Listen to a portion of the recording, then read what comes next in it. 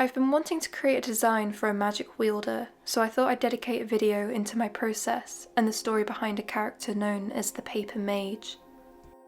The Paper Mage is an entity who wields a scepter, but instead of an orb, the top is made up of rolls and rolls of paper. Adorning this paper are patterns, but these are not made of ink, they are made of spells. Spells that the mage has collected, each one possessing a different power. But these spells didn't always belong to the Paper Mage, they are the spells cast by other magic wielders that the Paper Mage has claimed as their own. Often after a battle of magic has just finished, in which several different spells were cast, the Paper Mage will slip out of their hiding place and uses the scepter to soak up any residue of spells left behind. The once empty paper stores the spells as patterns, ready for the mage to utilise whenever they please.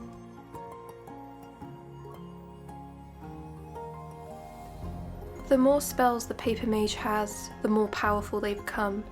Despite their sneaky methods of obtaining spells by simply snatching at the leftovers, the Paper Mage will not shy away from their own battles. A battle is a good chance to show off their collected spells, and an opportunity to gain even more valuable magic if they are successful. While soaking up the residue of cast spells is still useful, they are not as potent as taking straight from the source, requiring a large quantity of residue to have any proper effect. Capturing a compelling victim and draining their abilities there and then makes for more impactful spells, but the Paper Mage has to be clever about their approach. The Paper Mage isn't the most powerful, arguably a weak entity hiding beneath an army of stolen spells. But the mage is strategic, initiating the battle themselves when their opponent least expects it, relying on the initial confusion to gain the upper hand. A favourite spell of the mage is to create their own mini-mages, allies who will help them in combat and are just good company in general. The mini-mages can help expand the scale of the spell and increase the area in which it hits, although this doesn't affect the potency of the spell cast. The mini-mages are the only magic that solely belongs to the Paper Mage, all the other spells simply being smaller copies of magic taken from others. However, the mini-mages are only really useful when the Paper Mage has spells to use, otherwise they are just as powerless. Despite the weakness hiding underneath, defeating the Paper Mage is an incredibly difficult task, which would require a clever approach. Blasting the mage with magic and spells is often futile, not to mention advantageous to the Paper Mage, who absorbs anything you throw at them, essentially turning your own spells against you. This doesn't mean that the Paper Mage has no weaknesses. There are limitations to their abilities. The spell rolls are not infinite, and it would be unwise of the mage to use all of them during a battle, which would render them completely powerless. It would then take a considerable amount of time and stealing to build up their stock once again. If ever in a battle with the Paper Mage, defense is the best course of action. Protect yourself against any spells the mage throws at you. Despite the persistent, gleeful smile that the mage wears, they will become increasingly agitated and lose patience if the opponent keeps evading their clutches, using up more spells in the process. When you get the mage to this weakened point, the best advice is to run until they give up and move on to another target.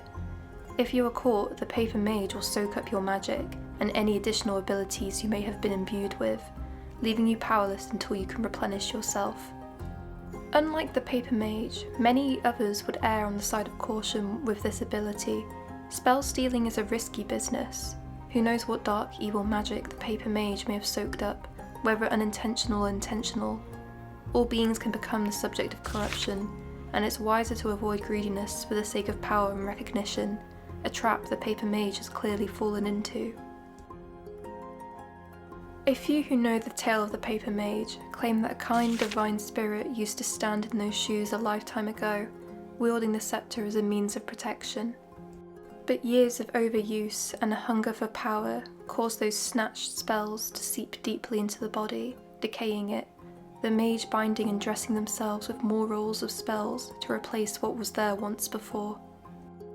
How much of the Paper Mage's true self is actually left? What would be uncovered underneath the layers of paper they are cloaked in?